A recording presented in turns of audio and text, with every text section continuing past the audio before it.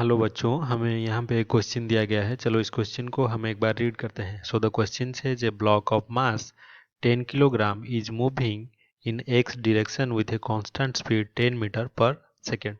तो 10 metre per second की गति से हमारा एक ब्लॉक मूव कर रहा है 10 किलो का एक्स डायरेक्शन में। It is subjected to retarding force. Retarding force मतलब जिससे कि इसका एक्सीलरेशन कम हो जाए। इसको रोकने वाला फोर्स कितना लग रहा है? -0.1 joule metre inverse during its travel from x is equals to 20 metre to x is equals to 30 metre. तो 20 से 30 मीटर की जो रेंज है उसके बीच में हमारा रिटार्डिंग फोर्स एक्ट कर रहा है और उसका फंक्शन हमें दिया है -0.1 joule metre inverse. The final kinetic energy will be. तो फाइनली जो काइनेटिक एनर्जी होगा वो हमें फाइंड आउट करना है।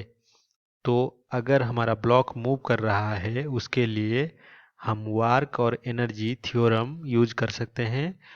तो वार्क एनर्जी थ्योरम के मुताबिक जो वार्क डन होता है बॉडी के ऊपर वो चेंज इन काइनेटिक एनर्जी होता है। तो वार्क एनर्जी थ्योरम हमें क्या कहता है? वार्क डन जो होता है किसी भी बॉडी के ऊपर वो क्या होता है? चेंज इन काइनेटिक एनर्जी या फिर डेल्टा के ई। तो अभी W इज इक्वल्स टू क्या होगा? काइनेटिक एनर्जी चेंज मतलब kinetic energy final minus kinetic energy initial. तो जो काइनेटिक एनर्जी फाइनल होगा वो क्या होगा?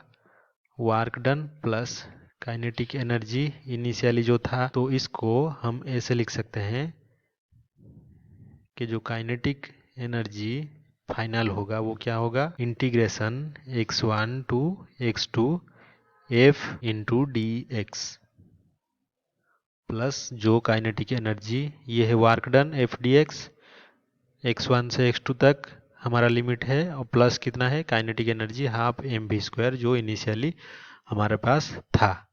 तो ये हो जाएगा 20 से 30 के बीच में हमारा फोर्स लग रहा है कितने अमाउंट का? -0.1 अमाउंट का इंटू हमारा ये डिस्प्लेसमेंट कर लेते हैं प्लस हाफ एम कितना मास है 10 इंटू भी कितना था पहले 10 का square 10 metre per second square था तो स्क्वायर।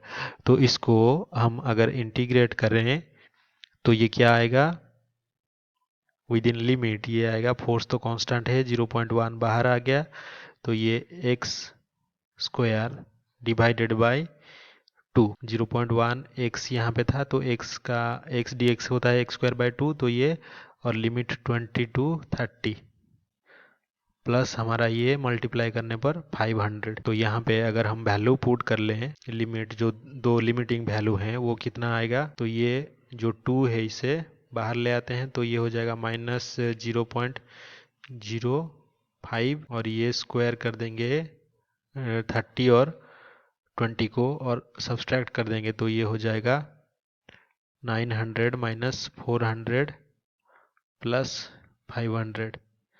तो हमें कितना मिलेगा? जो काइनेटिक एनर्जी फाइनल वो कितना होगा? -25 प्लस 500 ये कितना होता है? 475। और यूनिट तो दिया था, यूनिट हमें एसआई में दिया था तो ये जूल। तो हमारा जो ऑप्शन डी है वो हमारे आंसर के साथ मैच कर रहा है तो यही इसका सही उत्तर होगा। तो आई होप कि आपको ये समझ में आया होगा। Thank you.